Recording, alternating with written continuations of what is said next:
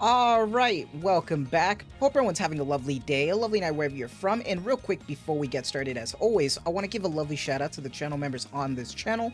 So thank you so much to these lovely commanders here that you see on screen. Thank you guys so much for your guys' constant generosity and support to me as always. It really means a lot to me, so thank you guys so much. And if you guys are actually interested in becoming a lovely commander yourself, if you are interested in any of these cute and lovely emotes, loyalty crown badges, want a special role in the Discord, make sure to join the Discord. But as always, if you choose to do so, thank you so much. Just remember, that's not the only way that you can support me. Just watching the content like you are right now is truly the best way. Liking, subscribing, and commenting, everything really does help, so thank you guys so much. And for today's video, as we get closer to Typhera's release, we're moving away from the first batch from Season 2. But we gotta wrap up, let's talk about Alcea. But before we get started, I want to give a massive shout out to Smilegate for making this a paid promotion video. Without your guys' constant support, I wouldn't get opportunities like this, so thank you guys so much. But as always, when it comes to any paid promotion video, all of my opinions are of my own. They can't make me say anything that I don't want to, and especially when it comes to Alcea, I do have some criticisms that I do want to talk about, and you already know where we're going with this. But with all that being said, timestamps forever where you want to go down below, but let's get started. Now, first things first, just remember, just like 9, this is a standard partner. So you don't really need to stress about this right now. We don't know when's the next time we're going to be getting a limited. We're getting closer to summer, so I suspect around Season 3, we're definitely going to be seeing another limited. But right now, they did confirm that Season 2 we're in the clear. If that changes, they went back on that, and there's going to be a whole lot of drama, which I don't think they're going to do that. So I think for Season 2, we're clear. So if you are just saving because it's all standard, you're good to go for a while. And I'm going to be honest right now. Pulling for partners is sort of a question mark. It's always been a question mark for most people.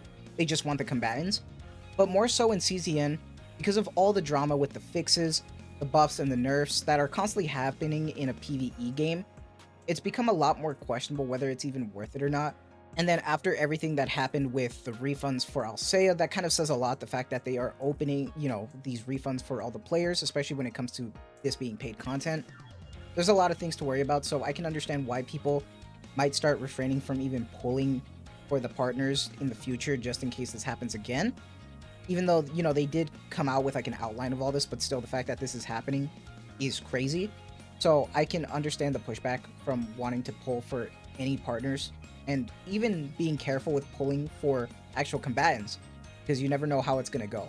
So it's kind of crazy right now, I'm gonna be honest. But luckily, Alcea is not like the must-have. Like, all the raid-up partners in CZN, I feel like, are in a good place when it comes to the idea that they are good, and they're definitely, like, the best in-slot, but they're not, like, must-haves. There are almost equally as good solutions for free-to-play or low-income.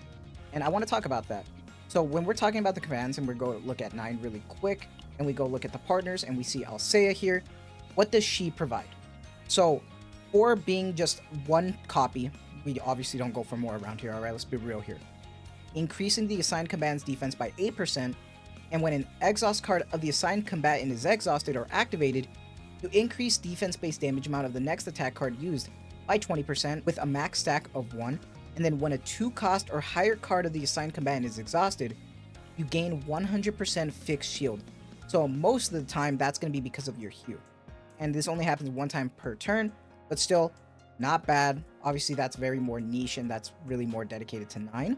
Now, her ego skill is what I really enjoy. You get 250% defense-based damage and 5 caustic remarks. Funny enough, a lot of the drama did come from her ego skill because it used to be really insane.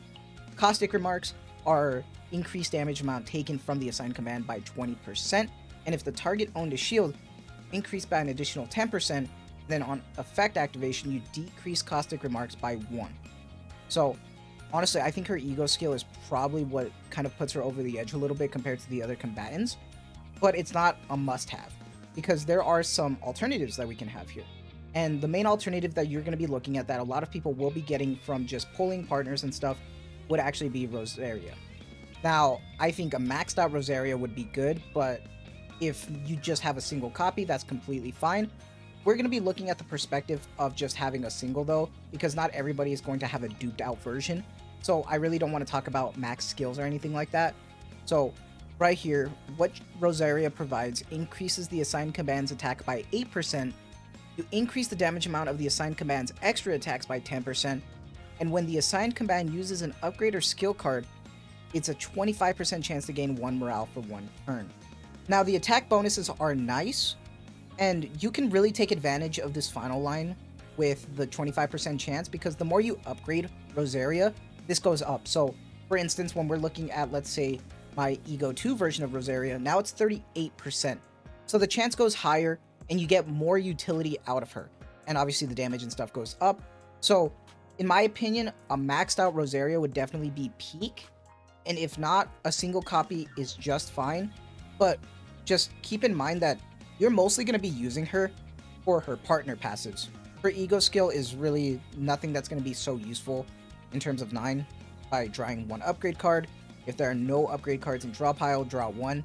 Like, it's okay, but it's kind of whatever. Like, you do at least get a draw 1, especially if there are no upgrade cards, but that's not really so useful in comparison to how it is for her raid-up partner, Alcea, when you get these caustic remarks.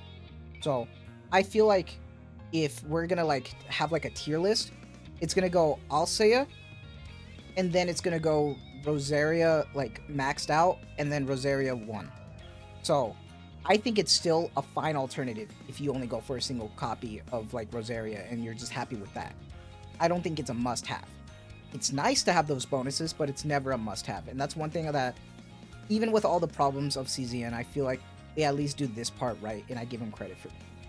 Hopefully, though, in the future, we don't see any, like, insane power creep when it comes to how the partners interact and, like, the gap between free-to-play and raid-up partners are. I think right now we're in a decent spot, despite all the nasty buffs and, like, you know, nerfs and stuff and all the problems. I feel like overall for where we are, I'm content. It's just a shame that there's been a lot of problems when it came to the nerfs, buffs, and just not testing well. So hopefully they pick that up in the future. And honestly, right now we are just moving towards finishing this banner. So we're wrapping up right now. I'm moving towards Typhara. Let me know what your thoughts are on her. If you're looking forward to her, are you going to be pulling for her? Are you interested to see? What are you excited to find out for the next batch of characters that we are getting? I'm interested. Honestly, she looks great. I like the utility, so I'm definitely interested, but let me know your thoughts. That is going to be it from me, so I hope you guys have a lovely day, a lovely night wherever you're from, and as always, thank you so much for the constant support. Take care, and have a good one.